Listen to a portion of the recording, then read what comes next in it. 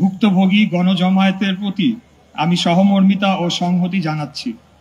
যারা ভোটাধিকার, নাগরিক স্বাধীনতার জন্য সোচ্চার হতে গিয়ে আওয়ামী স্বেচ্ছাতন্ত্রের নৃশংস নিপীড়নে আত্মদান করেছেন, তাদের প্রতি জানাই গভীর শ্রদ্ধা। আপনারা যারা এই জমায়েতে উপস্থিত আছেন, তারা এবং দেশের সকল মানুষ ও বিশ্ববাসী জানেন, মানুষকে গুম, খুন, অপহরণ করে গোপন বন্দিশালা, আয়নাঘর বানিয়ে কারারুদ্ধ করে বিনা ভোটে ১.৫ দশকের বেশি সময় ধরে রাষ্ট্র ক্ষমতা দখলে রেখে হাসিনা মানবাধিকার ভুলুণ্ঠিত করেছেন। আন্তর্জাতিক তদন্ত এবং অব্যাহত সমালোচনা সত্ত্বেও হাসিনার একদলীয় কর্তৃত্ববাদী সরকার ক্রমাগত মানবাধিকার লঙ্ঘন করে দেশকে বৃহৎ কারাগারে পরিণত করেছিল। জাতিসংঘের সর্বজনীন ঘোষণায় বলা হয়েছে, সব জাতির সকল মানুষের মানবাধিকার সংরক্ষণের নিশ্চয়তা থাকতে হবে। জীবন, স্বাধীনতা এবং দৈহিক নিরাপত্তায় প্রত্যেকের অধিকার থাকতে হবে। কাউকে নির্যাতন করা যাবে না কিংবা কারো প্রতি নিষ্ঠুর, অমানবিক বা অবমাননাকর আচরণ করা যাবে না। কিন্তু জনসমর্থনহীন নিষ্ঠুর স্বৈরাচারী হাসিনা জাতিসংঘ কর্তৃক মানবাধিকারের সার্বজনীন ঘোষণার নির্দেশনাগুলোকে তাচ্ছিল্য করে দেশের প্রতিবাদী জনগণের উপর বর্বরতা, পৈশাচিক অত্যাচার ও উৎপীড়ন চালিয়েছেন। শুধুমাত্র ক্ষমতাকে চিরস্থায়ীভাবে ধরে রাখার জন্যে জনমতকে অগ্রাহ্য করেছে। পতিত খুনি হাসিনার ভয়াবহ দুঃশাসনকালে যারা সত্য উচ্চারণ করতে চেয়েছেন, তারা রাজনীতিবিদ, সাংবাদিক, ছাত্র, শ্রমিক, পেশাজীবী সহ নাগরিক সমাজের যেই হোক না কেন, তাদের বিরুদ্ধে মিথ্যা মামলা দায়ের করা হয়েছে এবং কারাবাস, শারীরিকভাবে নির্যাতন সহ জখম এবং গুম, খুন ও হত্যার শিকারও হতে হয়েছে। সীমাহীন রক্তপাত ও বেপরোয়া নিপীড়ন, নির্যাতনের মধ্য দিয়ে জনগণের সকল গণতান্ত্রিক অধিকারকে হরণ করে নিয়েছিল।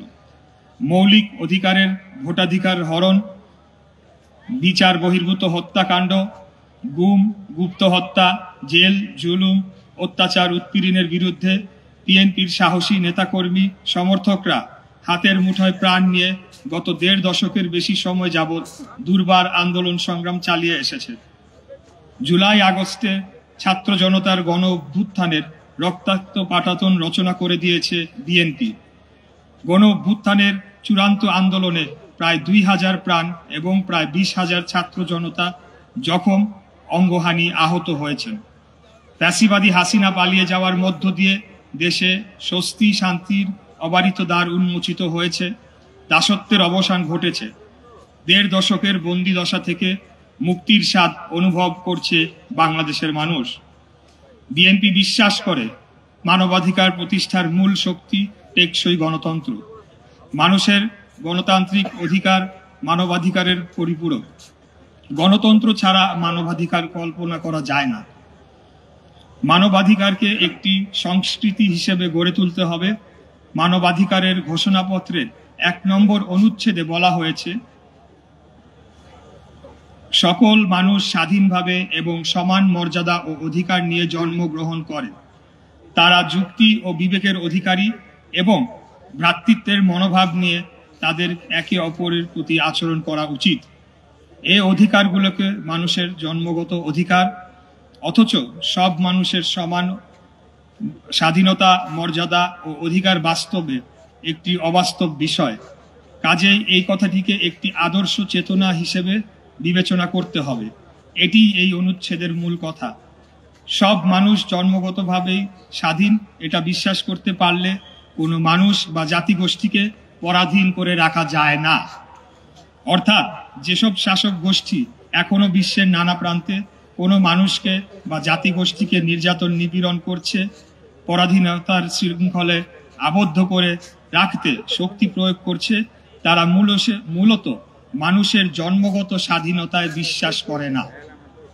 বিএনপির ৩১ দফার ভিত্তিতে এই কথার প্রতিফলন আছে। জনগণ আগামী নির্বাচনে বিএনপিকে সরকার পরিচালনার দায়িত্ব দিলে শান্তি, স্বাধীনতা এবং ন্যায় বিচারের ভিত্তিতে সরকার পরিচালিত হবে ইনশাআল্লাহ। এই পর্যায়ে আমি আমাদের ভারপ্রাপ্ত চেয়ারম্যানের লিখিত বক্তব্য পাঠ শেষ করে আপনাদের থেকে বিদায় নিচ্ছি। খোদাহাফেজ। বাংলাদেশ জিন্দাবাদ। আসসালামু আলাইকুম।